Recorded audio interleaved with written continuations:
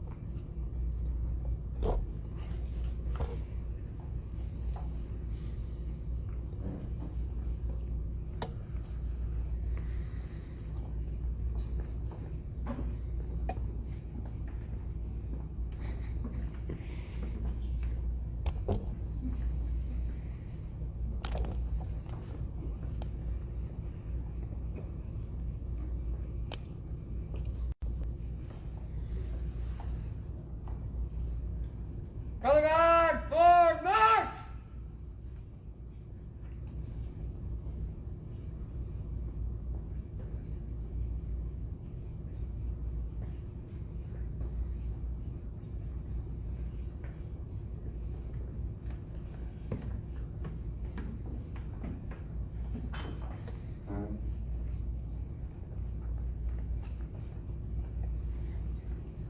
Color guard! Halt! Please join me in the Pledge of Allegiance. I pledge allegiance to the flag of the United States of America and to the republic for which it stands, one nation, under God, indivisible, with liberty and justice for all. Color guard, post the colors.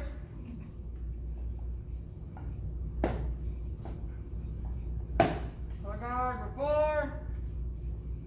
Color guard, retreat.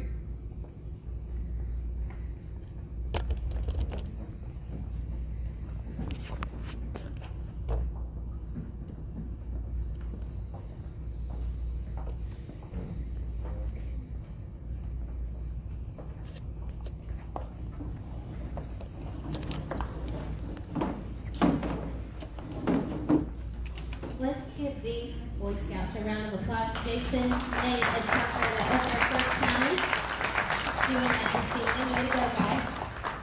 Thank you. So, thank you all for being here this evening. My name is Adrienne Garson, and I am the publisher of Charlotte Media Group, which owns the Matthews Mint Hill Weekly, the Union County Weekly, and the South Charlotte Weekly. Special thank you again to our Boy Scout Troop 39 for being a big helper. They set all this up, and all we had to do was give them pizza. I'd like to thank our candidates for being here this evening. A special thank you to Mayor Higdon as well. Though he is running unopposed, he did offer himself up for questions, so we appreciate that.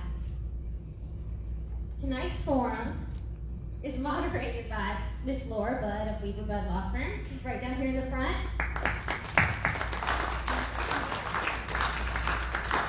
Some of you might remember from 2019, the format will run much like it did back then.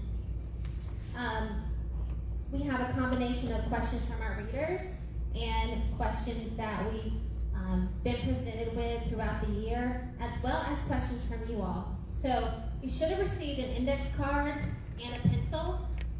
Boy Scouts when you came in. If you don't have one, raise your hand. Guys, can you hand these folks an index card and a pencil, please? Just keep your hands up for just a moment. You can write your questions on those index cards. You can remain anonymous as well. You don't have to put your name on there. The Boy Scouts will collect them throughout the night if you just grab their attention, and they will walk through the aisles periodically. Thanks, guys. There's some up here in the front.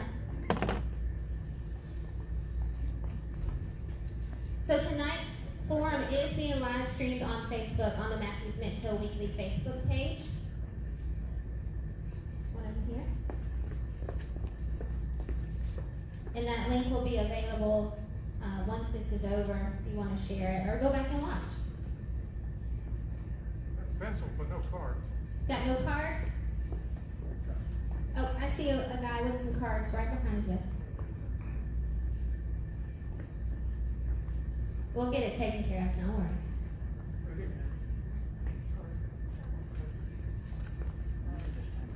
I did, yes. Just grab the chair.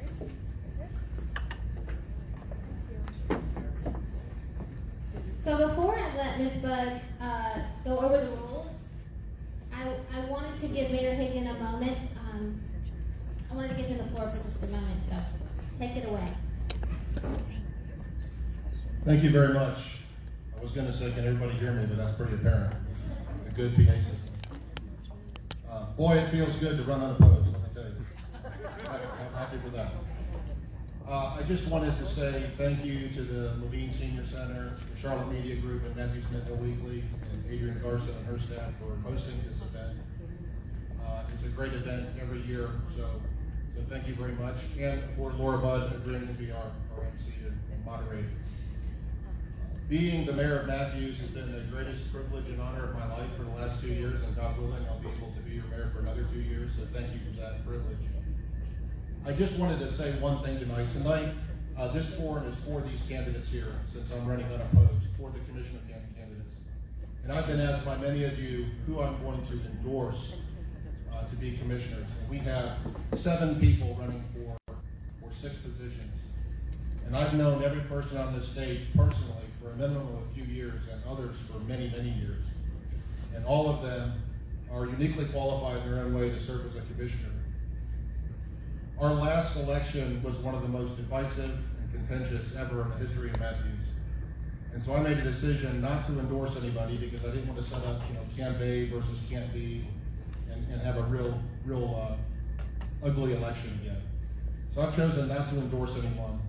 Again, I've known everyone here. I encourage you to ask good questions, listen to what their civic experience has been, what they've done for the community, what their personal life experience has been, and elect the best board we can. And I'm confident that among these 7, we will have 6 that will do an excellent job. And I will remind the person that comes in 7th, all hope is not lost, because in 2009, I ran for commissioner in the town of Matthews in a 7-person race, and I came in 7th. And 10 years later, I was the mayor of Matthews. So good luck to all these folks, and please give them your attention. Thank you.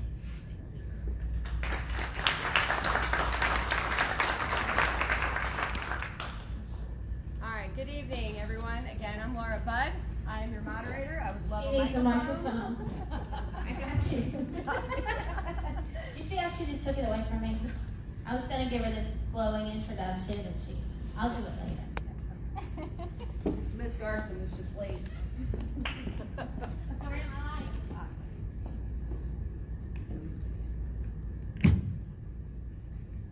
right, can everybody hear me now? Yes. Yep. Audience? Yes. Okay, audience being the most important part.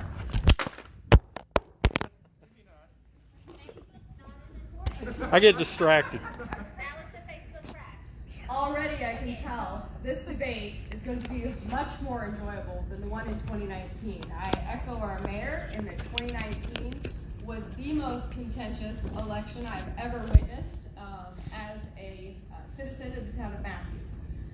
So with that said, I'm going to lay out the ground rules for you, the candidates, and explain how the debate is structured.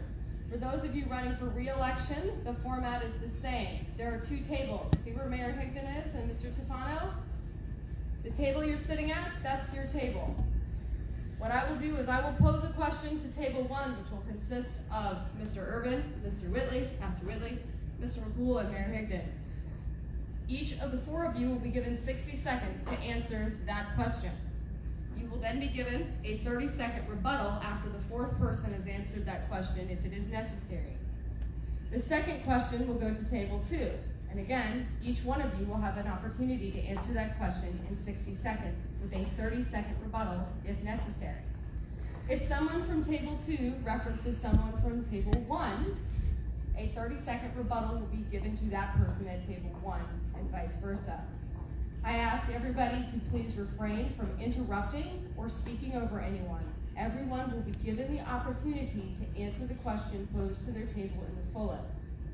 Topics that I will cover tonight consist of transportation and parking, crime, budgeting, education, government transparency and conflicts of interest, downtown commercial business development, residential development, race and diversity, as well as COVID-19.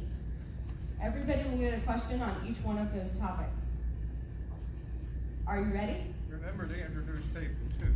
Oh, that's true. I should introduce table 2. I'm looking at faces I know.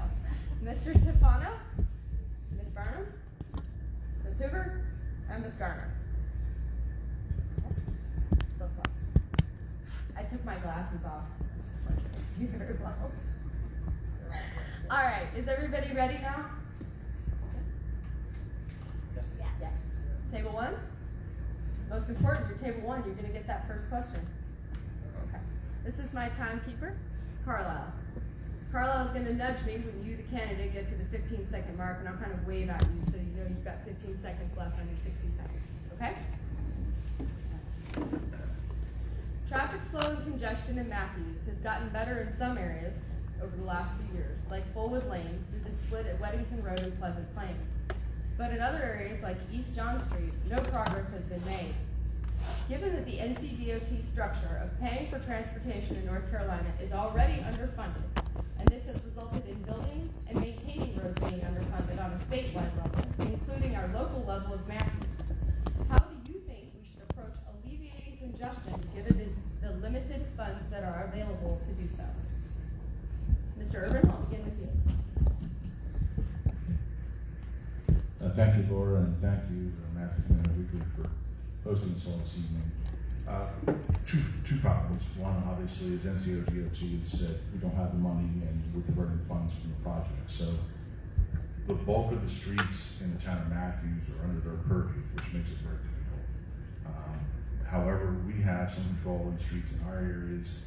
I think the long-term goal, probably to help alleviate transportation, at least road issues, is to look at possibly offering a bond referendum to the public to see if we can start talking about better road networks and connectivity on our own, and then just hope that NCDOT circles back with us in the future and gets back on the program with their projects. Okay, thank you. Pastor Whitley? Thank you so much. Good evening to everyone, and thank you for having us here. Traffic has always been a problem, not less in Matthews, but certainly it has grown. In this time, everyone knows that NCDOT is running short of money. And money projects they have is widening US 74 to 485. 485 has got a project that's running from 74 all the way down to I-77 with express lane, which is will be a toll lane, a one-lane toll lane. East John Street, as you well know, is only a two-lane road that comes down to the center of town from east, on the west side, and when it gets to the downtown Matthews, it goes back down to two-lane. That's always been a problem. It's always going to be a problem until we can be able to widen it to the place where you can at least 3 lanes or maybe 4 lanes without a median, not an express lane. But we got to be able to move traffic. And certainly, when I was on the patrol, when you move traffic, you cannot let traffic sit still. Thank you. Mr. McCool? Thank you guys for having me. First, I sit in traffic like everyone else, so it's a frustrating issue for me too. I think first we have to be able to control what we control, so focusing on town-owned roads and not always having to worry about DOT. We know, like everyone else, that they have a lot of problems with money, and so we can't rely on them to always make the decisions and widen our roads when we need it. I also think we should point to that we spend $800,000 a year as a town on paving to make sure the roads that we do have that are working are staying smooth and people can drive on it. I think that's an important part. The birds agree with me. But we need to. I think we need to boost that money too. Make sure our roads are getting paved. We're continuing to pave it, and make sure that we're a town where people can get from point A to point B without too much traffic.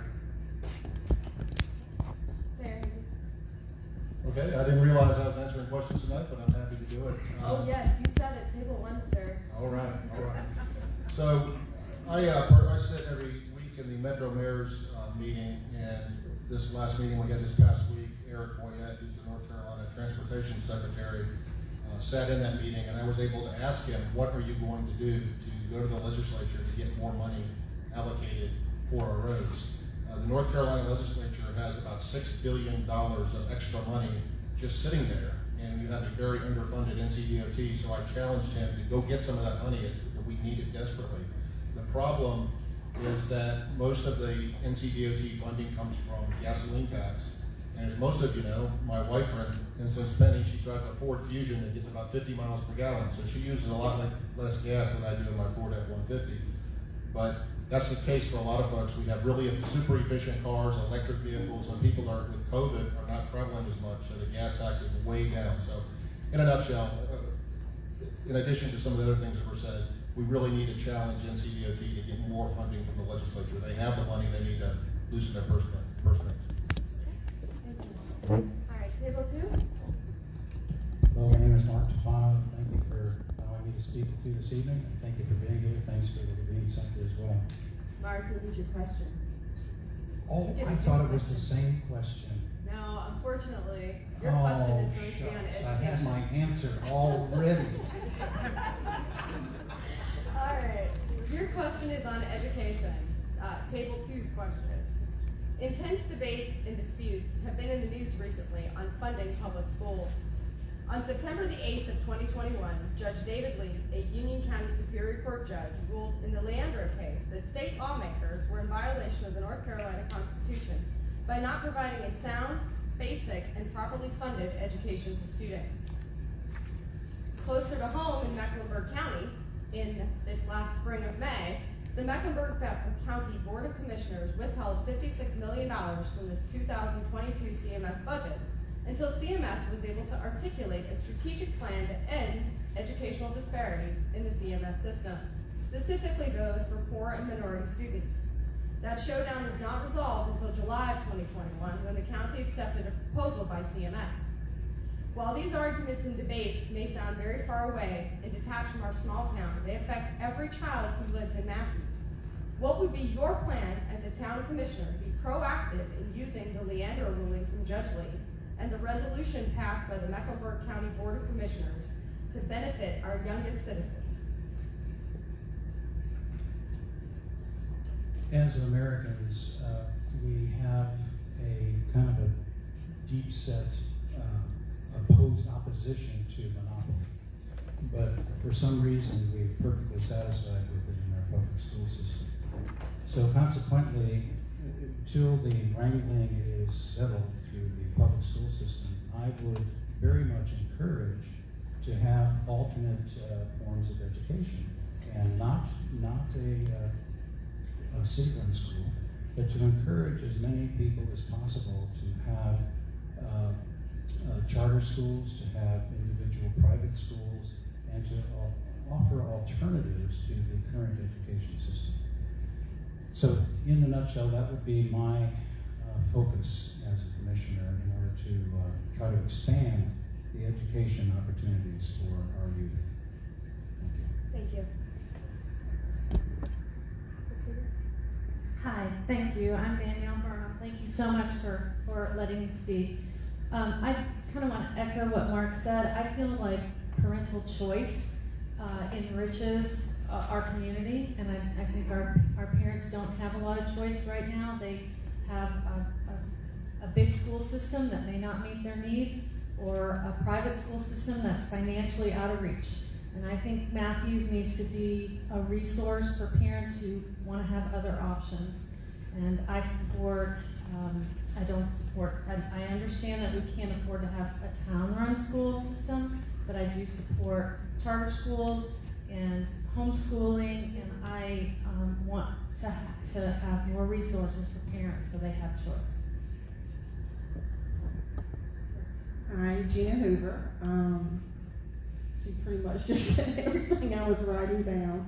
I also believe the parents should have a big say in their child's life, and when it comes to school, you have parent choice where and what they how they should be involved in schools.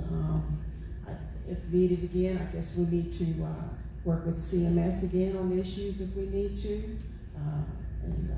I also support charter schools, and if private schools are ever interested to come into Matthews, that would be something interesting to check into. Ms. Garner? Hi, I'm Renee Garner, and I want to touch on the point of equity that you brought up. So parents in Matthews have choice. We have charter schools. Any charter school is able to come into Matthews and create a charter school. The problem with charter schools versus our public school system, which has vast resources to provide things like busing and lunches to their students, charter schools aren't necessarily required to have those. Now, in the future, charter schools will be required to have buses. But right now, children whose parents work in the morning and can't get them to school can't get them to those charter schools. That's a big problem in equity. When we work with our school system, we can lift up children who are lower income, who need those resources, just by simply, by Matthews being an affluent town, our placement in the school system helps level the playing field for other schools.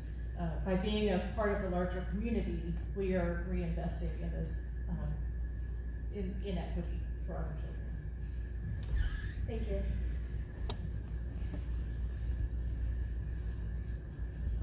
Table 1. Your next question is on government transparency. Government transparency is a cornerstone of good government. If a government or its elected officials are considered to be acting in a less than transparent manner, this perception erodes confidence in the government. COVID shut down public in-person meeting attendance, and it reduced the flow of information to the public, even if that was not an intended consequence. This has left many citizens in the dark, especially in Matthews. Given that COVID is not going away anytime soon, what steps do you believe are necessary, and what policies would you implement to guarantee and advance public access to government information and sources to keep its citizens informed as to what's going on locally? Stay the same route. I really think that the town of Matthews has done an excellent job of pulling out of one battle and fighting another battle, which is dealing with COVID and getting the town board exposed to the general public through social media.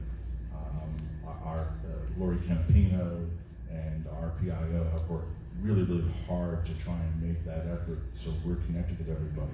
My personal feeling is, if like here, you have the social distancing, if you want to wear a mask, etc., could be down at town hall. So I tend to disagree that we should be locking the public out of town hall if we can provide this level of forum. And frankly, we have Stumptown Park. We'd be more than happy to have a meeting in Stumptown Park as well. So I understand that. I understand it completely. I don't want any sort of optical false sense of transparency, but I can assure you, between Hazen, the assistant manager, and all of our staff, they work really, really hard to get the word out. And if anybody's had an issue technically or something like that, just let us know, and we'll continue to work on those problems. Yes, COVID has really put a damper on a lot of citizens in a lot of towns. It has taught us that we had to do Zoom. A lot of us have never done Zoom before, but it still brought us together where we could be able to touch the people and people still see what goes there. Transparency is one of the most important things, that people know and trust the leaders to make the right decision, but at the same time be able to look at the decision that they made and have some input. Now, we at the town of Matthews, on every meeting night that we have, is pre-recorded, it's Facebook Live, that you can come and watch online, and you can pre-record a question that you want to ask, or you can come in live to ask certain questions. So we've done an excellent job. It's been difficult, I could tell you, to be able to be a commissioner. We was in, we were out, we were back in for 2 months and back out. But at the same time, we can still be able to let the people of Matthews know what is important and what they feel is important to you as citizens. You know, I believe that there's a light at the end of the tunnel with COVID, and I'm hopeful that as we get vaccines, more and more people will be able to get back to normal. But I do want to point out that because of Zoom, we've actually had a lot more accessibility online to board meetings, a lot more accessibility to folks who may not be able to travel to the town hall, who can watch the board meeting, who can submit questions or comments to us. You can go on YouTube or Facebook or the Zoom link itself. You can even call in on your phone to listen to our meetings. That being said, I would prefer to have in-person meetings. I think it would work better that way. I think we have a better interaction with the people who live here. But I do think we've been very transparent. We've had a lot of good opportunities for people to be able to safely be a part of our town and have their voices heard. Thank you. Yeah, I want to challenge the question a little bit. I think we're extremely transparent right now. I can tell you that any utterance that I make in a town meeting is challenged immediately. I get texts and emails, so somebody's watching those meetings. You know, when I first heard about Zoom, I'm of the age that I was looking for a 1970s PBS show for kids, but they were just something different. But a few of you got that have gray hair like me. But yeah, I think we're very transparent. All of our meetings are recorded, they're searchable, and I think maybe the only thing we could possibly do is better advertise the fact that we do have the Zoom meetings, but a lot of people watch them and they hang on our every word, and we've had to learn what hot mic means, because every word, like I've got to go to the bathroom, is recorded and sent out over the airwaves. So I think we're pretty transparent as is.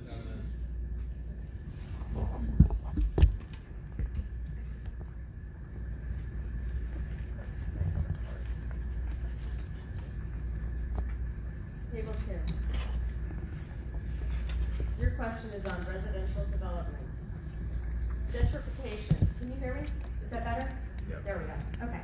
Table 2. Your question is on residential development and gentrification.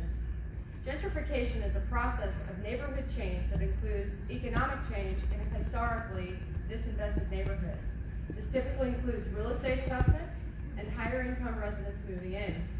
For all the positives associated with gentrification, there are negatives such as displacing current long-term residents and changing the racial makeup of an area. A project proposal to rezone the land between East Charles and East John Streets in the Crestdale neighborhood to build a mixed use of commercial and residential housing development is anticipated to be brought before the board in 2022. The proposed project involves a partnership with a national home builder and a real estate developer with ties to Matthews.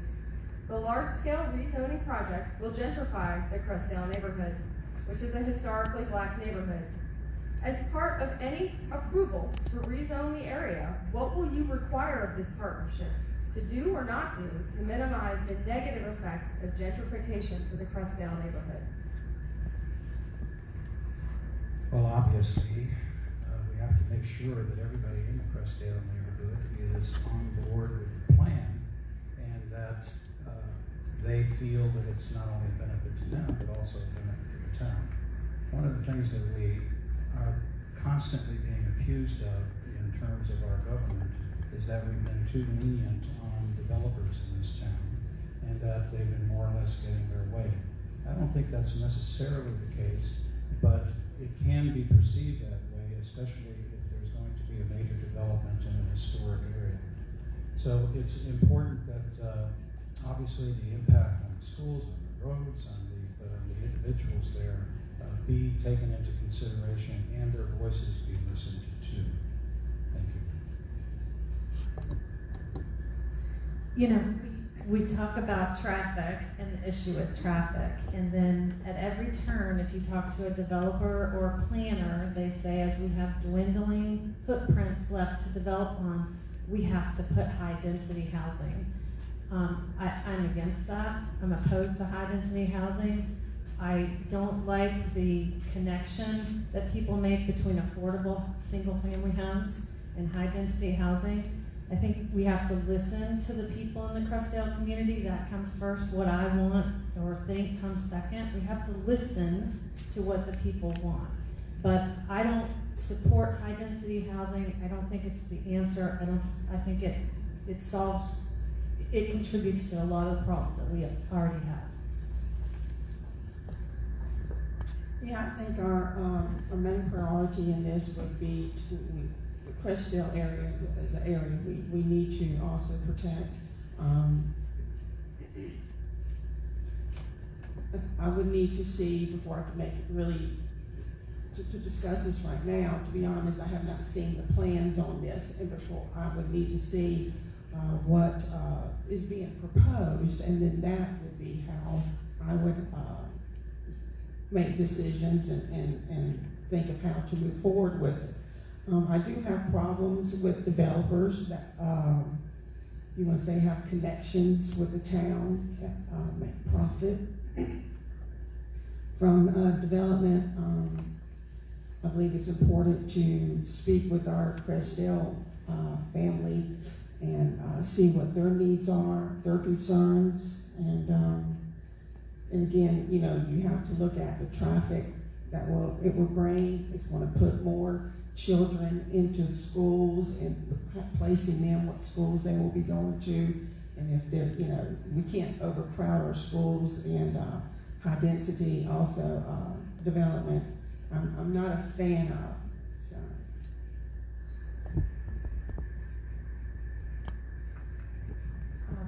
There's a lot to unpack in that question.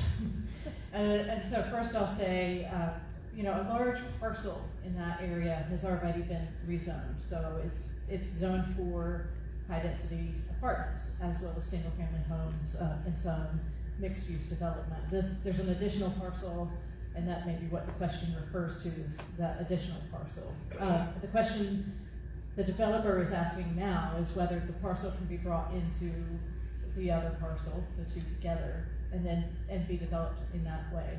So for those who haven't followed along, this one parcel that's a small sliver came before the board recently with 76 townhomes in a very small area.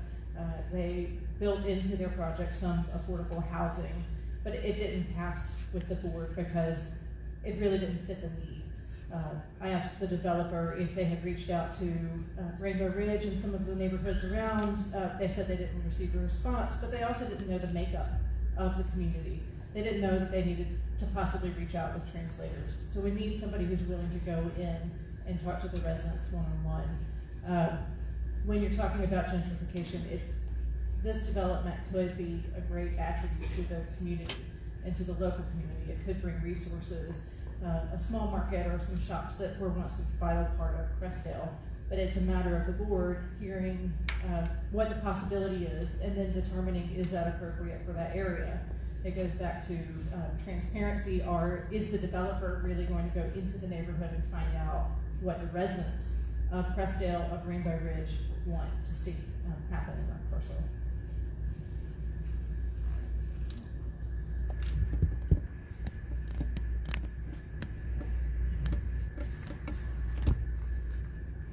All right, table one. Your next question is on downtown commercial and business development. To attract investment to a small town with high commercial rents, such as Matthews, innovative ideas such as business incubators are becoming an increasingly popular tool used to attract new business to their areas. The goal is to nurture entrepreneurial firms through the startup phase, giving them a better chance to survive and grow by providing business resource support services for free or at subsidized prices. This can include physical space. The town of Matthews owns several parcels of land in some very valuable parts of town. As a town commissioner, do you support partnering with an organization or using those parcels to implement a business incubator program for the town? I don't have any problem with that. I mean, I will tell you the town has actively looked at incubators over the course of the past decade at various intervals where the Economic Development Advisory Committee has brought it before the board. The board's had discussions about this as well. I don't know that it's the town's role to develop a property and start an incubator, but surely to be the catalyst to allow someone to come in and talk about it. And we all know about the old Bradford Clinic in Stumptown Park, where the medical clinic sits today. That was one of those locations talked about being an incubator. Now, there's a lot of logistical issues about physical space versus virtual space and going through that debate, but I am more than happy if there are groups of folks that want to entertain that possibility is to bring it back to our Economic Development Advisory Committee and start that vetting process again. I'd be more than happy to talk about the hurdles that we had in the past, and maybe those hurdles have been overcome now, and as since times changed, there are greater opportunities to work with local private developers and their gratuitousness to help us with that project. Thank you. The downtown of Matthews is probably one of the most thriving small towns in North Carolina. We do have several properties that belongs to the town that several developers have looked at for interest. As you well know, and all of us know, that the downtown Matthews parking is terrible. We looked at several different avenues of where we could maybe turn into parking. We even considered parking decks, and that was one thing that I thought would be good in the long run for people when they come to town, that they can have somewhere downtown to park. But certainly, we're looking for the best fit business or small developer downtown Matthews on the property that we have. But as Commissioner Irvin said, the board is not in the building business, but we are open to innovative ideas that people that want to come and develop on those properties for the best use of downtown Matthews. I think it's very important that we support small businesses, and again, I'd be open to an idea of a private developer coming to us with a business incubator. But first, places first is that's town-owned property, so that's the taxpayers' money. So I don't want to give away that property for nothing, because then we're doing the taxpayers a disservice. We need to make sure that we're taking care of it the right way. We look at these town-owned properties, and sometimes we look at it as a bubble. We have to understand that it's not the board's property, it's your property. It's the people's property. And so, we should support private developers if they want to bring an incubator in. All for it, I think it's great, but I also don't want to do it at a cost to your pocketbook. As the town has looked at other small towns in the vicinity, there's one common thread that towns that are more proactive with business incubators usually have a much more empowered economic development advisory committee. And so that's something that we're probably going to talk about moving forward. Also, to just give a brief example, there is a lot on Town Station Street that is undeveloped. It's been undeveloped for 20 years. There's a lot of interest in it right now. And myself and a few other commissioners have encouraged whoever moves in there to look at things like micro retail, where small businesses could get their start. And there are several large American companies that started that way, and the name of any of them escapes me right now, but I think that's a good opportunity if we could have 9 or 10 very small businesses rent a small space at a reduced rate to start their business and get started and grow into something bigger and better.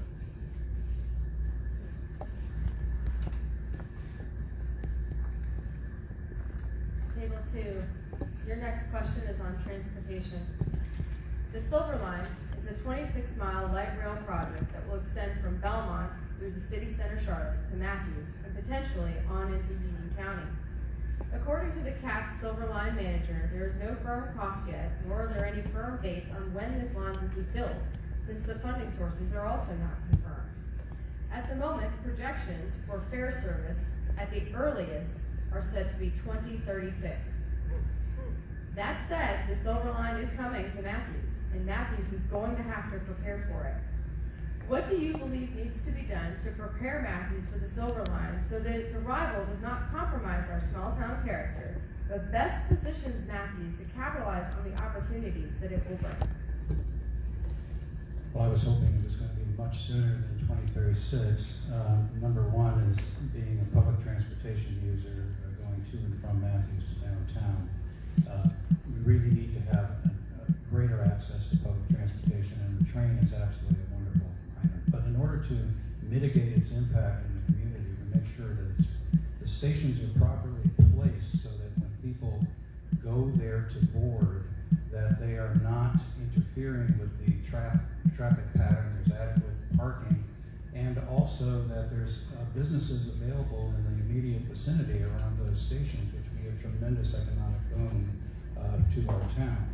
So there's a number of considerations that have to be made in order for us to properly position this train when it comes through.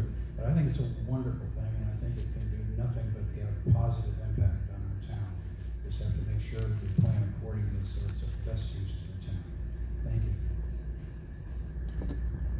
So I was listening to the presentation on the Silver Line a few meetings ago, and the gentleman said that it was the most complicated section ever to be done in the history of the country. That makes me very nervous. I know it's an inevitability, so as the commission, I think we have a duty to protect the different apartment buildings, the different properties that are going to be impacted by this, and to make sure that they're, as Mark said, that they're safe, but also that they're aesthetically pleasing. And I am excited. I lived in Denver, Colorado, and I do believe, if I'm not mistaken, that this is kind of patterned off what they did in Colorado, and it's awesome. We started with north-south only, and then east-west, and it's absolutely fabulous. But one thing I want to say is I want people to use the Silver Line to come out to Matthews, not just the other way around. And that's why we need to be very careful and creative about our downtown area and our development so that people use that Silver Line to come out here and hang out. Yeah, with the way it's coming, how it's coming through is concerning to me with the people that will be affected with the line coming through. But we have many years for planning for this, and I think if we continue to educate people and letting them know the plans, how it's coming, who it could affect, because I'm not a fan of eminent domain and just taking people's property from them if someone doesn't want to sell. So I think we need to educate people of our future plans and to make Matthews more businesses and get it growing for the people, and it's just careful planning on something like that. We have to be careful with. So last year, Mayor Higdon and I were asked to come up with names to be put on a Silver Line task force. And we looked at this task force, had a certain number of people, and involved people who would be most affected, including in the neighborhoods. That task force got together several times and gave their recommendation that was then taken to CATS. So that was the first level of input and preparation that Matthews has.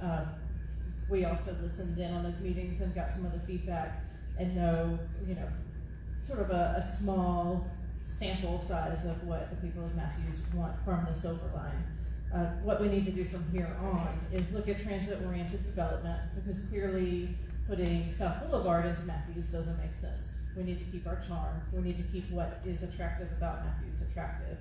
And so as a board, it's our responsibility to look at building heights and to look at density and what kind of housing do we want? Do we want to add more housing to downtown? What areas can be developed and what would benefit from the Silver Line?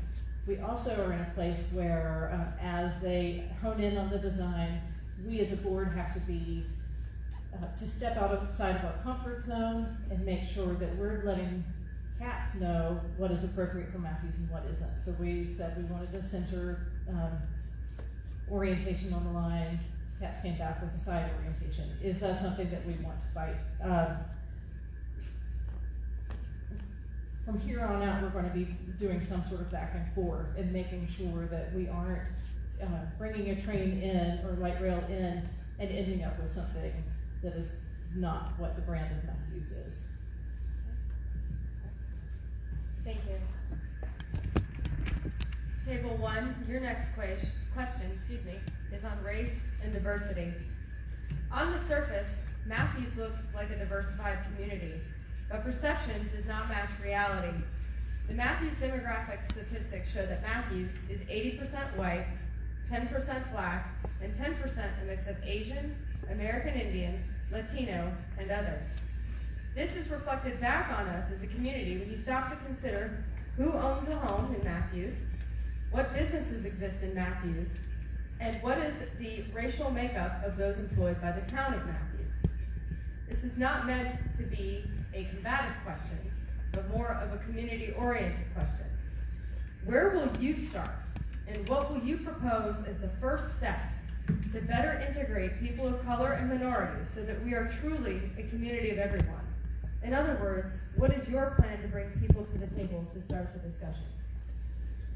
Well, first of all, and I'm sure other folks in the dais here tonight will talk about the things the town has been doing to talk about race and diversity from a human resource standpoint in town development, employees and staff, firefighters, public works, and police. But I think there's probably, and it relates to the silver line, it relates to residential construction, it relates to commercial development, is what the problem is that we're a very affluent community. There's no doubt about that from that standpoint. And like a lot of communities in our position, we have a missing middle. And that is those folks that don't need subsidies, but don't live in that luxury end. And that missing middle is that whole gamut of people that may make $50, $70, $80, $100,000 a year as a family. And so we need to be looking at opportunities as a town to be the catalyst to plug in that missing middle. And if that's transportation-oriented developments, residential construction, things like that, that's how you're going to do it. You've got to start focusing on the missing middle. Pastor Whitley? Thank you, Lauren. Matthews, as you say, on the front side looks and appears to be diverse. As you well know, I am the first person of color to sit on the Board of Commission 136 years. And that's been 6 years ago, so now 142 years. One of the things that I found, and those of you who know me knew that I came on the highway patrol in the early 70s. And it was very racist back on the highway patrol. And there were very few people of color.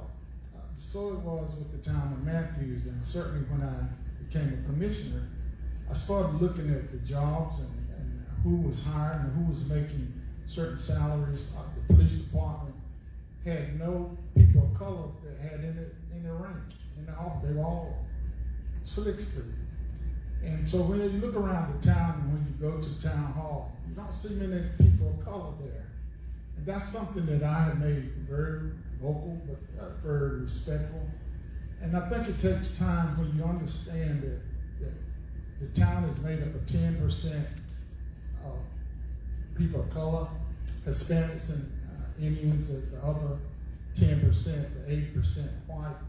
Then we have to do proactive. We have to be intentional in making sure that our workforce reflect our citizenship. Not just in Matthews, but we're part of Mecklenburg County, but as the makeup of Mecklenburg County as a whole, so that whenever you come to town, you need to see. And I'm very proud of the police department. In the time now, Matthews now have 2 sergeants that are of color. We now have a female that is a corporal, and we have a detective. But it's good to see that we have a progressive police department that is spilling over into the whole town, and other departments as well is taking note and making sure that we have a diverse community and makeup in our workforce. Thank you. Mr. McCool? Yeah, first, I'm born and raised in the South, so I'm a firm believer that y'all means all. And so, I've said this before, but 2 parts I really want to talk about here is first is hiring. Pastor Whitley and I have had many conversations of how it feels almost egregious that we only have one employee of color who's making more than $70,000 a year. And so what we have to do, and we have actually, this next board has a unique opportunity, is we get to hire a new town manager. Our town manager is retiring, so we get to hire someone who makes sure that's a priority, and we need to make sure that's a priority. And number two is, when we put percentages on things, we forget about people. We have to make sure that we're reaching out to the communities that have been forgotten, the Crestdale communities, it's a historic African American community. We need to make sure we're going out there, we're listening. We had a forum where we spoke to that community. I feel like when we put these percentages here, we're alienating them, but they're a part of our community, and we have to make a concerted effort that we are talking to them, listening to them, and making sure that their voices are heard too. Thank you. Thank you. So right after the current board got elected, a tornado ripped through Matthews. We experienced COVID. We even had an earthquake here, but in the spring of 2020, George Floyd was murdered. And I really think that woke a lot of people up all over the country, including our town. And I spoke at many events where we were trying to get racial harmony back in check. And I think for the first time, as egregious and as terrible as the death of George Floyd was, that finally got a lot of people that aren't of color to look at the world a little bit differently.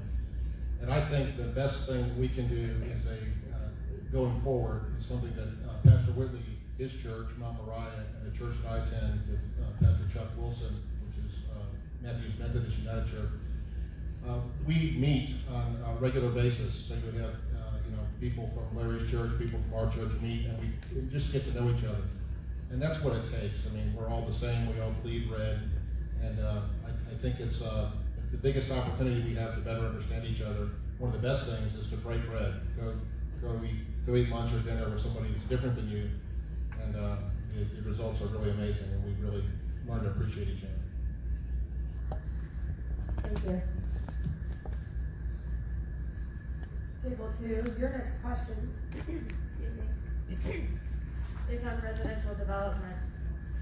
The homeless population in Matthews is growing, and with the federal and state moratoriums on eviction expiring, eviction filings in Mecklenburg and Union counties have exploded.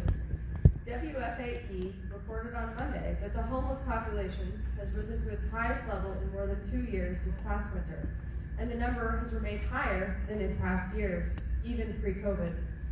Matthews does not have a homeless shelter. It does not have a soup kitchen. In fact, the town of Matthews' approach looks to be as if it has turned the other way, and it hopes that the panhandlers and homeless remain limited to the 485 interchanges. What do you believe the town of Matthews can do to more aggressively approach the problem of solving homelessness in a humanitarian way? Homelessness is a very complex situation because not only is it just a matter of being without a home, there's also additional aspects to the individuals that are without a home. Some of them have mental issues, some of them have physical issues. Having been a person that has been as a volunteer at homeless shelters and also has worked with through church organizations with underprivileged people that are without a home, I find it it's extremely expensive and extremely intensive amount of labor in order to provide the services necessary to these people. Now, that's not saying we can't do that, but what we can do is we can provide the network for them and be a resource for them in order to find the current resources that are available to them in the Mecklenburg County area, which will give us enough time to develop our own in the coming years. Thank you. I think the Matthews Police Department does an excellent job. They are very good about helping the homeless and hook up with resources in Mecklenburg County. They do an amazing job, okay? So I'm not opposed to talking about building or having a resource here internal to the town of Matthews, but I just want to, I echo what Mark said. It's a complex issue. It's in large part a mental health issue, and but I just again want to say how proud I am of the Matthews Police Department and how they have handled it. I actually had someone on my property who was living and just happened to stumble on this person, and my heart broke to learn that he had nowhere to go. You know, he was hanging his clothes up in my trees, and you're wondering, gosh, where's this person getting water at? Where are they getting food at? So it broke my heart, and so we had called Matthews Police, and when he came, I had asked, well, can you please take him to a shelter somewhere where he can get help, because he needs help. But we were told it couldn't do that. So I would like to have resources that when you have something like that, then we can help these people in need. And if it's, where we can refer them to, and because there's situations for different people of needs that they have. But yeah, we definitely need to research and see what we can do for these people who need help.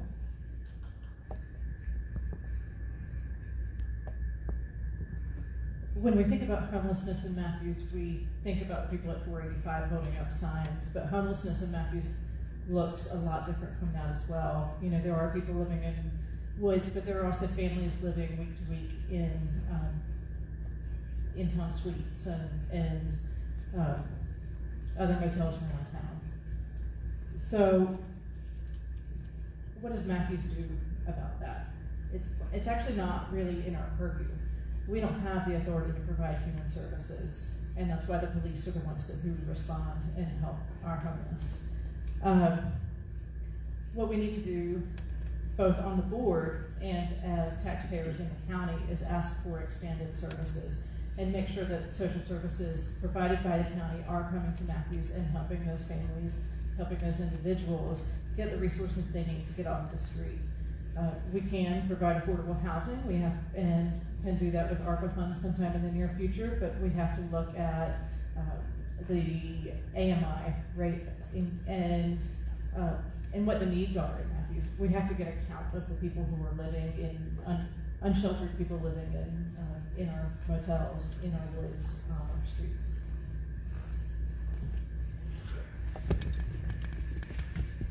Table 1. Your next question is on education. COVID-19 has had a substantial impact on all of our children, especially those of color and those from less affluent socioeconomic backgrounds. Educators have long been sounding the alarm about the learning deficit that has resulted for these children, especially those in the public schools or those who did not have the advantage of an engaged stay-at-home parent, reliable internet access, and proper supplies. The town of Matthews has been silent on the subject of how to practically support its children to get them caught up. It appears to essentially have left the task to an overburdened system and its teachers. Since wealth is generational and it is directly tied to the level of education a child achieves, if you're elected, what role, if any, do you think that the town board should play in helping its families close the learning gap to ensure the success of its most vulnerable citizens? Well, it's not, I think Commissioner Burnham was talking about not necessarily in our purview, but we can make it part of our purview. The town has always been active and very concerned about those students who attend our schools and making sure that Matthew students attend local Matthew schools and don't get sent far away, etc. We need to continue to have that open dialogue with our District 6 rep and the school board. There are some relief schools coming along. So I think there's some dynamicism happening here. Things are starting to improve. But the only thing I can say is that we need to have that continued dialogue and discussion with CMS and to sort of, try and hit those tough questions that we all want to sort of avoid and see what the feedback is. And if CMS needs help from us to go to Raleigh and the legislators to push something over the top, I'm more than happy to do that as well. So we just need to have more continued sit-down discussions with CMS and open up a far better dialogue about that specific subject. Thank you. COVID affected the African community probably harder than any other community in that it affected people of color higher than it did the other race. One thing that CMS did, and I'm very proud of that, is that when COVID hit, we made sure that we had laptops that was free to every kid that they could receive in their home, didn't have to pay for. Also, one of the other problems was Wi-Fi, being able to get Wi-Fi in their homes where they could be able to connect and get the lessons and the classes that was taught. But you cannot be in class, in person, teaching, teacher to student. And so how do we do that? We found and we've proven that mass teachers and mass kids, where they can get back in person, is the best way to keep our kids or our children educated and up to date. It's no secret that these last 18 months have hurt our kids.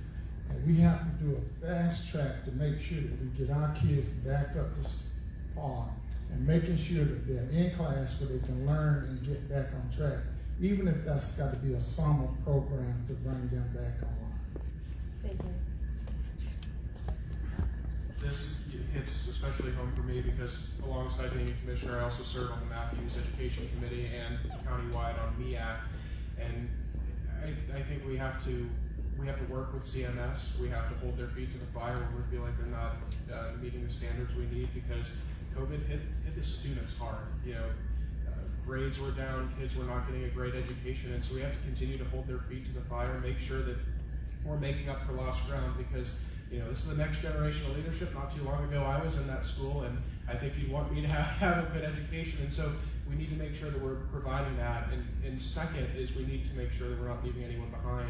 I was very proud to support that Matthews opened up some of our town buildings to allow students whose parents can be home with them during virtual learning to be able to go to a place where we had people there who could watch over them while they took their online classes. I think that was a huge step in creating some equity. We were able to give out some scholarships for folks who couldn't afford the price tag. So I was really proud of that. And I think we continue to do that, continue to work with CMS. We can applaud them when they do something good, but we have to hold their feet to the fire when we feel like they're doing our students wrong. Thank you. Well, Commissioner McCool stole a little bit of my thunder, but I also want to applaud Matthews Town employees that helped mentor kids during COVID at the Cruz Recreation Center. They allowed children to come in, and what we find when parents have to work and kids are left alone and they say, hey, go look at this computer screen and take your lessons, they kind of don't do that and end up playing or not paying attention. So I was very proud to see that our town employees kind of mentored these kids and supervised them, made sure that they got their lessons. There's a long way to go. Another problem we have is I noticed during the COVID epidemic that a lot of children were sitting outside of fast food restaurants with laptops, and I'm like, what are you doing here? They said, well, I don't have any Wi-Fi in my home. So certainly getting citywide Wi-Fi, be it with hotspots or whatever is required to allow those kids to study at home would be helpful as well. But we do have a long way to go, and we work with CMS, I think, fairly well, and as well as our other educational partners to get them caught up. But it's a difficult issue, and there's a long way to go.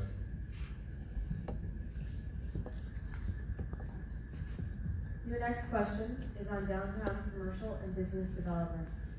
The vacancy rate for commercial square footage has increased since 2019 and does not show signs of decreasing.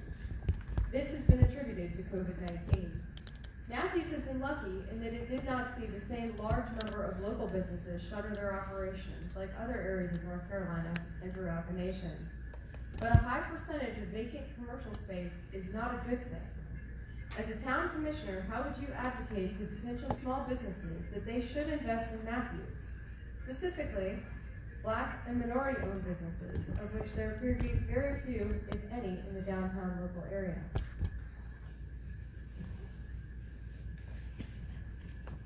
Well, we have a conflict between what the needs of the people are and free enterprise. So here we have a situation where we have a town that's really dominated by restaurants and bars. And we really need, in my opinion, to have a diversification not only of our peoples, but also of our commerce. So how do we do that? How do we encourage people to come into the downtown area and provide shopping for the the town of Matthews. In other words, if I need to buy something as simple as a shirt, I'm going to have to go drive for a couple of miles. I can't walk to downtown Matthews and purchase some basic goods. So here we have a situation where we need to, in my opinion, to actively pursue and go out into the business world and find those private businesses and give them the incentives to come here and to develop these diverse businesses. Like I said, there's plenty of space available. The problem is that we're not utilizing that space to the best benefit of our citizens. Thank you. Well, I think one of the concerns that I have is about our businesses that we have today. And just because they're open now doesn't mean that they're healthy. And a lot of our businesses that were shut down over COVID, I'm worried about their sustainability. And so I want to make sure that we use some of the ARPA funds to give back to our businesses and help with their sustainability. I think that's a good use of that money. I think that we need to be more creative, hopefully, about the types of businesses that we bring into Matthews. I personally would like something spectacular, like to bring people out to Matthews. I'm not, I kind of want to dream big, and I want Matthews to be, it's such a gem, and the businesses that we have I'm so proud of them. And I don't want to just put in retail. I want something that is going to bring people out here and just build on this awesome downtown that we have. Okay, according to the information I have received, the town of Matthews, has received over $5 million for the American Rescue Plan Act. And according to that act, it's, if I'm understanding it correctly, because it says including assistance to small businesses, households, hard-hit industries, and economic recovery, premium pay for essential workers, and it also can go for investments in water, sewer, and broadband infrastructure. And that's where I think the roads need to come in. But I think maybe this money we have received from the government needs to be distributed to bring businesses in or help businesses that have gotten hard hit by COVID. If I'm understanding all this correctly, that's where I think a lot of this money should go to rebuild our town.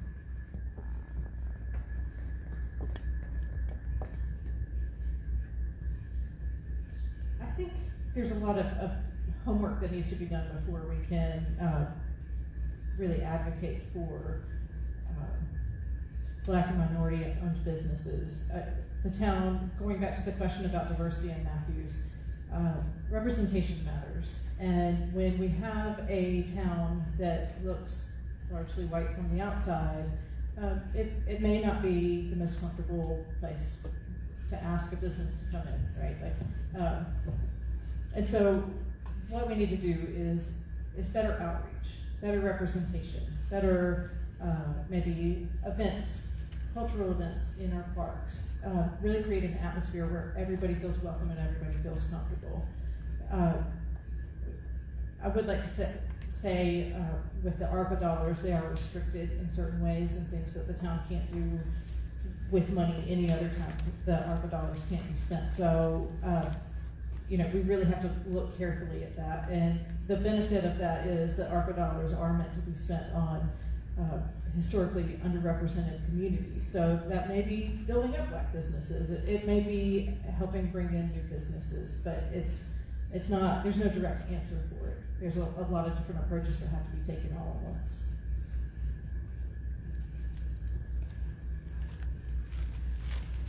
All right, table 1. Your next question has to do with the Matthews Police Department. And in the event that there is any question about the importance of your answers, I have received several inquiries from the audience that mirror the question I am about to ask.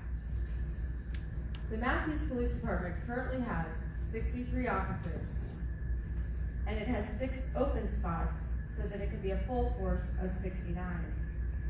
This is in a town that has continued to grow by leaps and bounds, and there will be no abatement based on national statistics about the popularity of North Carolina and the desirability of Charlotte and its surrounding suburbs like Matthews.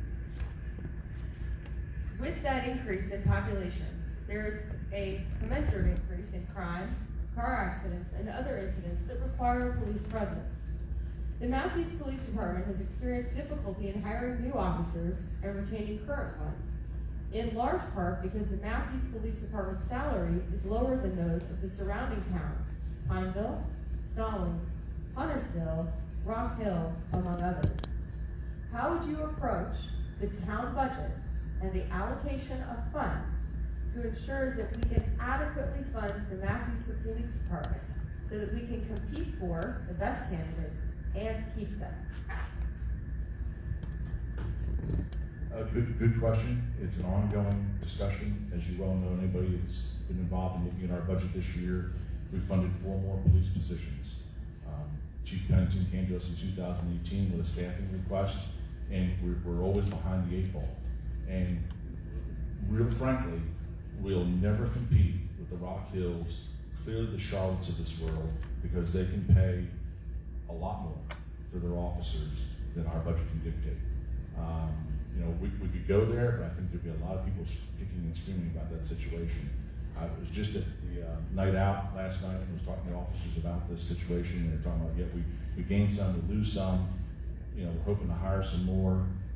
It's a problem, and I think this board is probably going to go back in the next budget cycle again to look at this situation, but we'll never be on parity as long as we have the 800-pound gorillas in the room, which are the large Rock Hills, the city of Monroe, and Charlotte. So we have to find other ways of approaching this from a quality of life standpoint to lure good officers. When you talk about police officers now, you're in my neighborhood. For 30 years, I was a state trooper. Now I understand what salaries and keeping good employees and hiring. Town of Matthews has grown in the last several years tremendously, the growth. The land, we don't have much more land, but at the same time, people are coming to Matthews in the area that we have. Crime is creeping up, but the town of Matthews still is very low in crime. Accident, well, you see 74 and the traffic that it brings there, and so more traffic, more accident. I am all in favor of competitive, and I know the first year that I was a commissioner, we worked very hard to bring the town of Matthews police up to within the top 2 or 3 competitive around the area. Since then, it's dropped back. And we are very active now in trying to make sure that, as Commissioner Everett said, we just hired 4. And it is, we can hire 4 and other towns pull them away. But we have got to get competitive in our salaries for police officers and teachers. These 2 positions are probably the most hurt positions that are most needed in both communities. We've got to pay our police officers, fire department, and teachers to get them up above the normal standards of the average standards so that we can keep and maintain the very best. It is deeply important that we retain the best police officers possible. We have to have a more competitive wage because we're just going to keep losing them. They're just going to keep leaving. I think an important thing is there's a balancing act in funding. This year we funded for 10 new police cars, 4 new officers, and so there's a balancing act of, okay, we want to give raises, but we also have to have cars for them to drive, and so we have a financial responsibility there. But I think it's important that we compete. Like Commissioner Urban said, it's really hard to compete with Charlotte and Rock Hill because they just have the tax base to do it. But we need a more competitive wage, and it, not just police officers, but firefighters or EMS workers or teachers. I say this a lot. Those folks work and serve us and do the hard work for us, but they can't live here. And so that's another problem, is we need to make sure we're building more affordable housing so they can live here in Matthews, because those first responders are moving to Union County because they can't afford to live here. And so we need to raise wages, and we also need to look into affordable housing a little bit deeper. Thank you.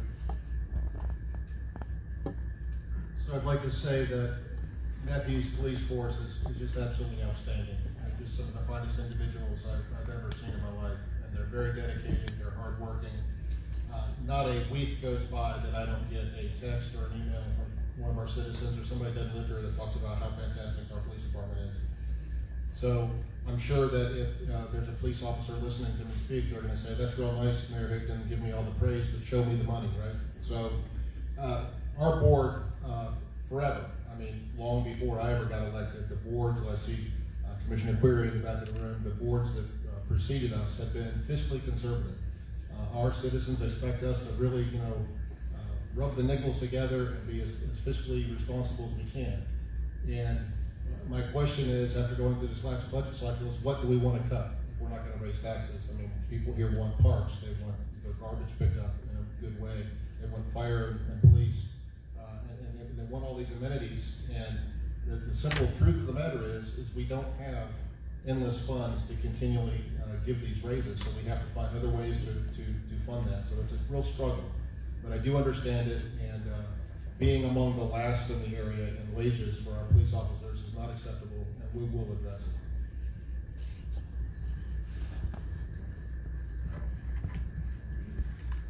it. Table 2, yours is on race, diversity, and other national and statewide topics. Nationally and statewide, sensitive topics such as race, abortion, LGBTQ rights, voting rights, and access to voting are all hot-button topics. But in the end, while these are debated and argued on national stages and at statewide levels, they profoundly affect citizens in their everyday lives on the local level, even if it's not your particular life. Discussion and debate will often devolve into personal attacks and polarizing communities. Not talking about it does not improve matters. What would you do to bring people to the table to discuss these sensitive topics such that the community can remain a community even when it disagrees with its neighbor's position on those topics? We had a wonderful forum at Pastor Whitley's church not too long ago, and during that I said that the only way to love somebody is to know somebody. The only way to know them is to talk to them. The only way to talk to them is to meet them. And the only way to meet them is to invite them. And one of the things that we need to do is to actually invite each other into our worlds. And one of the things that we don't have here in this area is not only the population diversity, but the cultural diversity. We don't have the wonderful opportunities that they have in Charlotte, that every now and then they have an Italian festival or a Hindi festival or something of that nature, and just this wonderful opportunity for people to come together and know each other, talk to each other, and to eventually love each other and respect each other. And unless we have that, and unless we can get to that point where we're having honest, open conversations without the fear of being labeled as a racist or as someone who is anti-cultural, we're not going to get anywhere. So, again, to love them is to know them is to talk to them is to invite them, and that's what we need to do.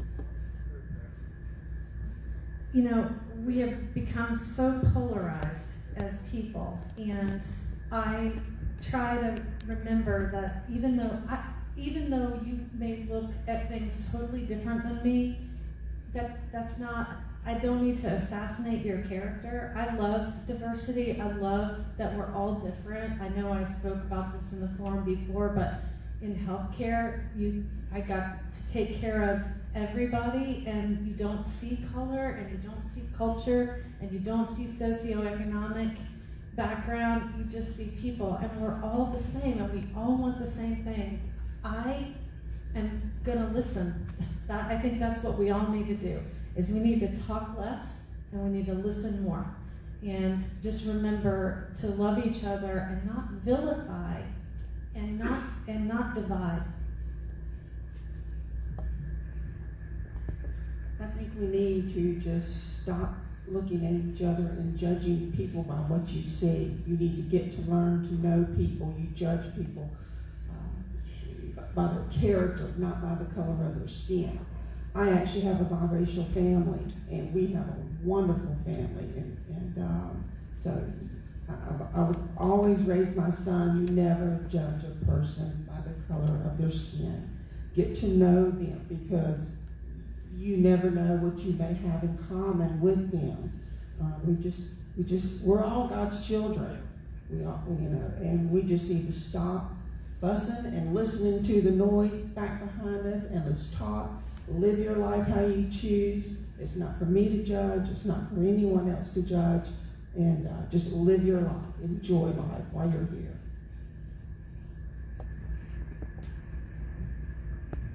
I heard you mention several different issues when you asked the question, including race, diversity, the LGBTQ community, and abortion. And so I would like some... And voting. Don't forget voting. And voting. So I would like some clarification on the question before I begin to approach it. I mean, are you talking about as a council when we discuss these issues, or are you talking about as a community when we discuss the issues? As elected leaders in the community, what do you believe your role is to bring people together to facilitate discussion? Because oftentimes it ends up polarizing communities, and we don't want to get to that point. And so people look to our elected officials to see what their positions are and how to be guided. And so that's what I'm essentially asking is, what do you see your role? Okay, thank you. I understand that better now. So, a lot of these issues are deeply seated in each of us. We all have our own opinions and all have something really personal, a personal attachment, a personal experience that touches on us when these hot button issues come up. As a municipal leader, I think we're fortunate in that things like abortion really aren't things that come to our table very often. But like the other people at table 2 have said, the more diverse voices we have as a community in the discussion, the better off we all are. Now, as a leader, I personally like to keep that out of my thoughts on abortion out of the discussion. And people do immediately make snap judgments about who someone is based on their opinions on these topics. So, maybe we're better off finding things in common and starting from there, where we can really, once again, gain respect for each other and have those conversations before we dive into things where we're going to really have those strong opinions. All right, table 1. Your question is on residential development. 2 years ago, I asked a question regarding the fact that it has become too expensive for people such as nurses, police officers, teachers, and office administrative employees to live and work in Matthews. The average price point for a home within 5 miles of downtown Matthews in 2019 was $400,000. In the last year, due to COVID, the surging demand for housing and the limited supply have only increased the cost to a point where homes in Matthews are now regularly selling over their listing prices. Rental rates have also increased. This has resulted in leaving more people house poor, which is defined as when the financial cost of housing far exceeds the government recommended threshold of 30% of your income. The 2021 Housing Trends Report, published by the town's planning staff, has recommended implementing a systematic approach to maintaining affordability and ensuring housing is available to all. How, as a town commissioner, would you implement the town planning staff's recommendation, given the current housing economic trend? Well, wow. Well, first of all, the town plans, are obviously producing a vacuum. They don't react to the marketplace from that standpoint. The problem we have is, and we've had this discussion tonight, we have this discussion all the time, is to create affordability. You've got to do some things that are a little outside people's comfort zone. 0 lot line homes, small homes, higher density. There were some petitions about zoning cases done here where the developer said, I will contribute over 10% to affordable, and the project was turned down. So we've got some really serious debates to have here. I'm more than happy to have those with any individual. And you've been here, I've been saying this for 10 years. I've offered anybody to sit down with planning staff and talk about these issues. In 10 years, I've never been taken up on It's extremely important to have that discussion, because when the silver line comes through and transfer-oriented development, there will be a change. Now, I think it's going to be a positive change for the community, but this is a very complicated issue, and just to say, just don't do anything is not going to be the answer. You're exactly right. Matthews is a rich town. As you well know, the town, the homes, the value of homes has gone out of sight. Now as a seller's market, you can sell your house and make good money, but you won't be able to find anything yet. Our employees, salary that work, the nurses, the fire department, the EMS, the teachers, do not make enough salary to live or to afford a $400,000 home. So what do? High density homes that we're building now that can be able to have some type of affordable homes, and where people that are making $60,000, $70,000 a year can be able to afford a 1 or 2 bedroom apartment. I looked at some of the apartments here close by. A 1 bedroom is over $1,300 a month. My granddaughter works, and that's what she pays for a 1 bedroom. That's a house payment back when we were coming along. So we have to look at ways of being affordable. Habitat is into trying to do that, as well as other developers. And we are asking developers that do part of their housing affordable, where we can have those. And I know my 60 seconds is over, but those are one of the things that I run on, is affordable home, and making sure that everybody can attain a home, because attaining a home acquires wealth. That's the key for America. If you can own your own home, then you have a little piece of land that you can start being productive and gaining some wealth. Not gonna allow that to happen. I really like this question, because during our budget process, I spearheaded and got $1.5 million for affordable housing set aside from ARPA funds. That is the largest investment in affordable housing in town history.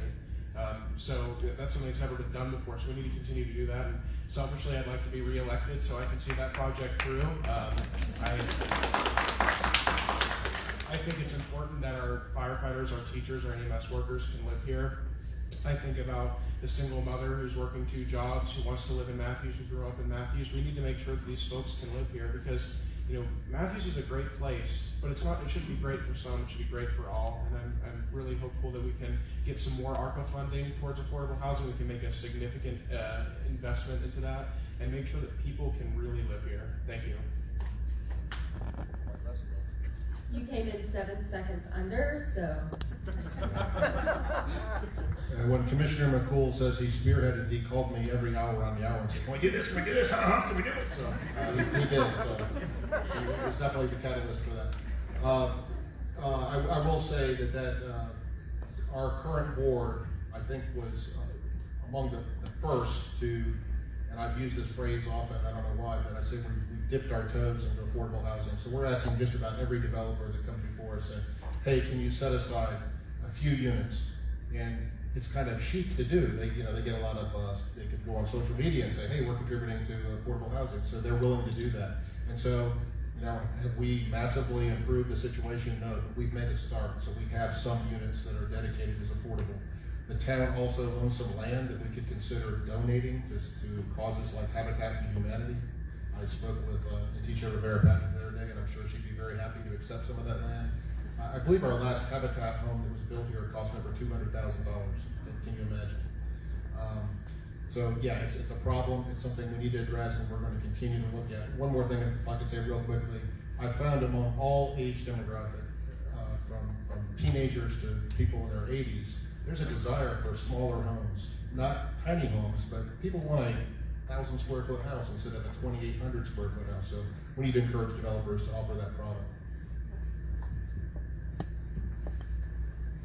Okay, so I told table 1 to listen carefully to a question because it had been asked by audience members and mirrored one I had already prepared for tonight. Now it's your turn. I have received no less than 6 index cards from audience members tonight with regards to this question. It has to do with mask mandates. What are your feelings with regards to mask mandates? Do you support it? If so, why? If not, why not?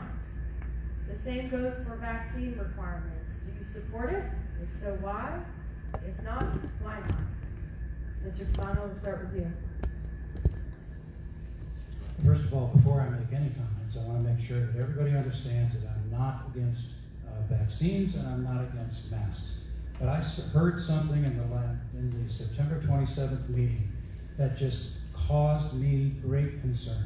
When one of our sitting elected officials, Commissioner Bland, said that everybody that does not get vaccine, quote unquote, doesn't give a hoot about anybody.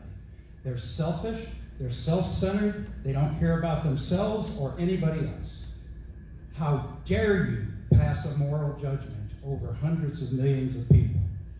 Now, having said that, I believe that we have to discuss whether or not this is about health and safety, or is it about mandating something to compensate for that?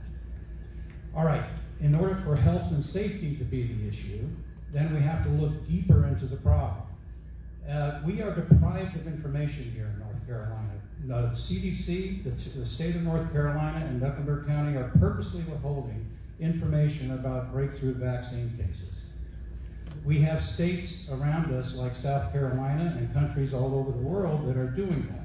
Yes, vaccines have helped greatly, masks have helped greatly. But the fact is that there's people with breakthrough cases that are dying. That just happened today on WBT, this poor woman with 2 children. All right, and in addition, if you look at the latest website on South Carolina, you'll see there was 276 people who had died because of breakthrough cases. If we're going to bring people vaccinated and unvaccinated together, we need to treat them all the same. Perfectly fine to have everybody tested on a weekly basis to make sure that everybody's healthy and to keep our town staff healthy and to keep our town happy, but healthy. But please don't put divisive wording, especially from an elected official. Tell that to the 600 Marines who are SEALs that have defied getting the vaccine because of the fact that they are facing actually a dishonorable discharge because of that. Thank you. Thank you. So, I am absolutely against vaccine mandates. Our health care is not a one-size-fits-all. That's a ridiculous concept, okay? We are learning more and more about natural immunity. I worked through COVID in healthcare. I've worked with COVID patients. I never took a day off. I was terrified in the beginning, and I have very strong feelings about this. I have coworkers who got COVID doing what they were supposed to do and showing up every single day.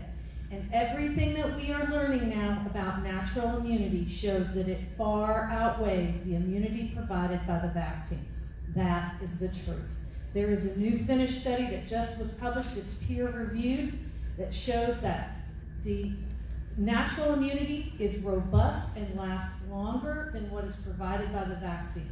So I think people who want the vaccine, get the vaccine. I'm so thankful that we have it. But I absolutely would never support forcing someone to take something into their body against their will.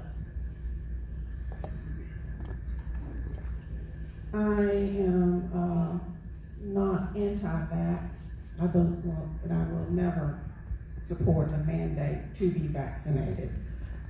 If you go to the VAERS website, it will give you the count of people who have died from the vaccine. This is on VAERS. Hospitalizations, urgent cares, it breaks it all down for you on VAERS. This is the science that we're being told to follow. Another reason why I do not support mask mandates, because if I'm elected, this little document right here, I will swear an oath to uphold, and I will uphold the Constitution of the United States. And that's with what I will go by. As she was talking, as Danielle was talking about vaccines and immunity. I don't know if you've seen the studies on Israel, that in Iceland, all these outbreaks that are now coming out with people who are fully vaccinated. It's kind of like, why would you mandate something? So if you get vaccinated, you can still get COVID. And if you're not vaccinated, yeah, you can get COVID. I had COVID. I have the antibodies. And so I would not support a mandate of any kind. It's your right as an American citizen to choose if you want to be vaccinated or not. And I think we're all grown adults in here. And if you're comfortable wearing a mask, God bless you. And if you don't want to wear a mask, that's your right as well. Thank you. Ms. Garner? I guess first to talk about the mask mandate. So right now, the county has mandated masks. We had an option to enact it earlier than the county, but the county is really the one calling the shots here. And I do support mask mandates. I think it's a simple action. It's not requiring a lot of people. It's doing something to say, I care about you, you care about me, let's put a mask on. And I think if we can take that simple option and it's shown to be effective, you know, there are arguments on both sides. And I think, you know, we can get into that. But looking at all of the large healthcare bodies, the CDC, the Association of Pediatricians, they recommend mask wearing. As a government body, as a municipal government body, I'm putting my trust in them. And I don't think wearing a mask is really a lot to ask. The vaccine mandate to me is a funny phrase because I haven't heard anybody yet. I have heard private corporations talk about vaccine mandates for their employees, but I haven't heard about anything from the government mandating vaccines. We have options, right? If you work for the federal government or the state government, you can get vaccinated, you can get tested, you have a choice. You can still work for the government and take one of those options, or you can find another job. There is a freedom there. And so I don't think we even need to discuss vaccine mandates because it's just a non-issue. We can, you know, we all do understand that yes, COVID does give you a natural immunity, but imagine what extra immunity you gain when you get the vaccine. So there is a benefit to it, but again, it's your choice. You can get the vaccine or get tested. Thank you. It's a sensitive topic, so I appreciate the directness with which you all answered it. I think that your voters in tonight's center deserve that answer, so thank you. The last question is actually to all of you, and I'm going to read it aloud, and depending on whether or not you are seeking re-election or to be elected for the first time will be how you answer it. If you are a commissioner running for re-election, what is one goal or objective that you were unable to work on or accomplish because COVID-19 derailed it? If you are running for election for the first time, what is something that you have learned from COVID-19's interference with the daily life and work that you can apply as a town commissioner to more effectively operate as an elected official during COVID-19? And I'll change it up. I'll start with Ms. Garner, and we'll work our way down to Mr. Irvin. And again, your audience loves you, but they are getting tired. So please do try to stick to the 60-second answer. So I am Renee Garner, and I'm running for re-election. Something COVID derailed for us is working on sidewalks and completing sidewalks in Matthews. It's a big topic. A lot of people are interested in the sidewalks. We love them. We want to fill the gaps. We want to fix the ones that are broken. We want to run sidewalks where they don't exist. And so that's something we can dive into in the next term. We've started looking at the cost, how to build it into the budget, and where the needs are and how to prioritize them. Your turn. Could you repeat the question for? Certainly. As someone who's running for election for the first time, what is something that you have learned from COVID-19's interference in your daily life and work that you can apply as a town commissioner to more effectively operate as an elected official during these times? Well, what I've learned from COVID is just how it just shut everything down and how it affected people's lives and their businesses. And people lost homes and it was just crazy. You really don't know what to say about it. But here again, that brings me back to the CARES Act and the American Rescue Plan Act, of the money that the town has received to help these people in need in this town. And I think we need to research and start helping people in this town who need help, that have been affected by COVID. Thank you. Thank you. I'm Danielle Burnham, and I'm seeking election for the first time. And let me tell you, as somebody who absolutely loved patient care, COVID robbed a lot of joy. It continues to beat down on the people who are dedicated, and you have to keep in mind that healthcare workers, the frontline workers, the nurses, they don't make a lot of money. And the same is true with our first responders and our essential employees here in the town, okay? To be a police officer and working through COVID, I'm sure, although I didn't do it personally, has been a nightmare. We have ARPA funds that they're specifically, part of those funds can be allotted to first responder bonuses and incentive pay, and I will fight for that, and I am all for that because COVID robbed a lot of joy, and these people showed up every single day. My solution is really more humanitarian than governmental. One of the things that is robbed from all of us is the ability to have personal contact with each other, and to be face to face, and to hold each other, and to love on each other. And so consequently, I believe very strongly that as soon as possible, tying this in with also the diversity, is to get together with some cultural activities here in town that allows people to get together, feel the goodness of each other, to feel the diversity of their particular ethnic backgrounds, and to build and try to a win-win-win situation all the way around. Building understanding and diversity through interaction, and that's what I would push for. Thank you. Penny and I recently took our son Jed to New York City to move into an apartment. He's attending NYU, and he lives on 92nd Street in Manhattan. And I'll never complain about traffic here again, let me tell you. We found a picture the other day after my son had moved in of Manhattan in 1931. And it was a vast open space with a nice park in the middle. And I sent it to my son and I said, "Where's your apartment?" And he circled where his apartment was. But I thought about the vision that somebody had to set aside Central Park. My son lives 3 blocks from Central Park, and he walks through it or exercises there nearly every day. And when I got elected last time as mayor, I made a promise that I was going to increase the amount of park space we have in Matthews, and I've not been able to do that. And that's something very near and dear to my heart, and I think we're going to do it in the next term.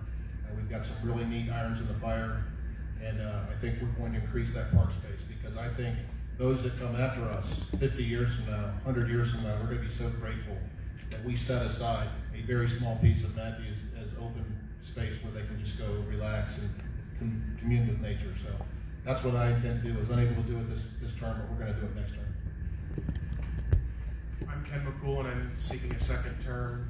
I think the thing that is the biggest regret by COVID is it took away the face-to-face interaction with constituents. I think we govern better as a body when we're able to talk to constituents face-to-face, when we go to events and meet people where they are. And COVID took that away from us, good or bad it did. And so I believe that, I'm going to use this as a bully pulpit to get vaccinated, because we get vaccinated to get out of this, and we can have more of these conversations, we can do more for our community. We govern as a body much better when we're in person at meetings. I'd much prefer being at the dais than sitting in my living room on a Zoom call. But we have to make sure we're doing the right thing, and I think that's my biggest regret is we haven't been able to have our face-to-face interactions as much. Thank you. First of all, let me say thank you for allowing me to be with you tonight.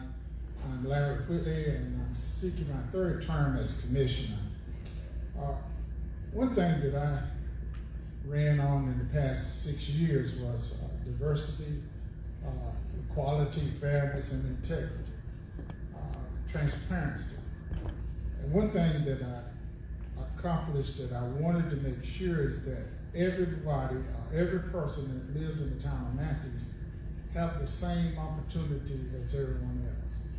As I stated, Matthews is a rich town. However, every segment in the town of Matthews is not rich. Crestdale community is probably one of the poorest community in the town of Matthews. But we are rich in heritage, we are rich in integrity, and we want to make sure that we have the same ability or same right as everyone else.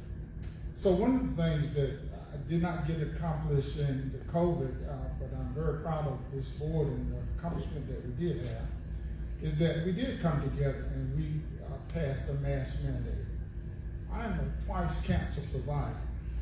This one mask could possibly save my life from catching COVID. I've never caught COVID.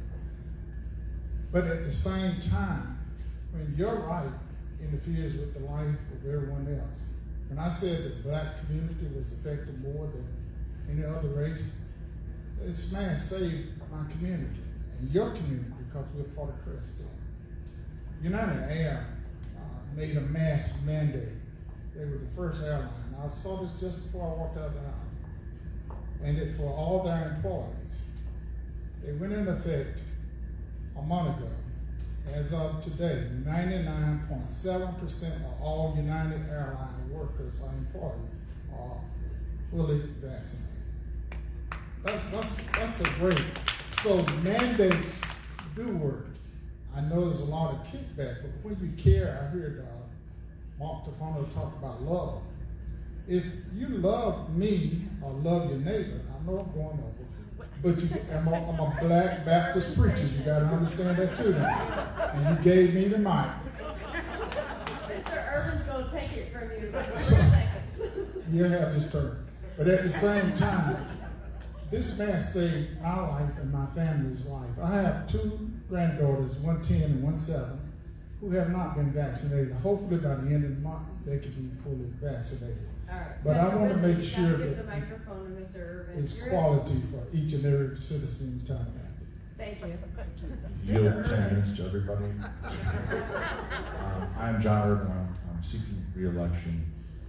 Don't be bashful. How many people like the greenways in Matthews?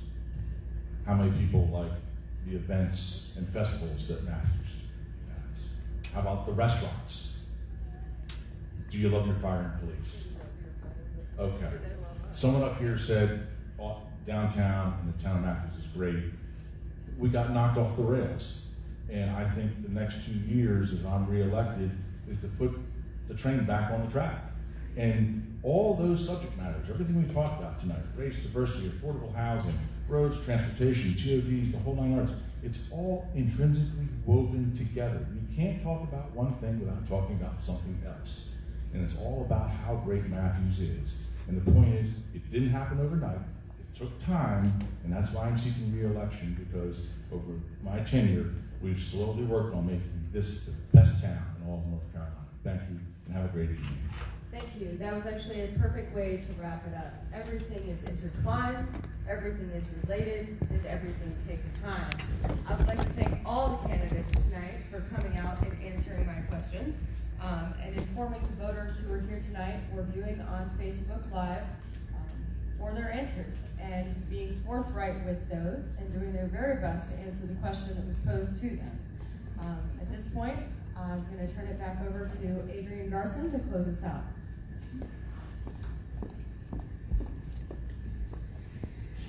Well done, Ms. Budd. Thank you. Thank you to all of our candidates again. Magnificent job. Thank you to all of you, concerned residents of Matthews. We wouldn't do this if it weren't for you. I would encourage you all to go to the back table. There's a ton of swag back there. There's some cool stuff. So obviously I'm representing all all of you.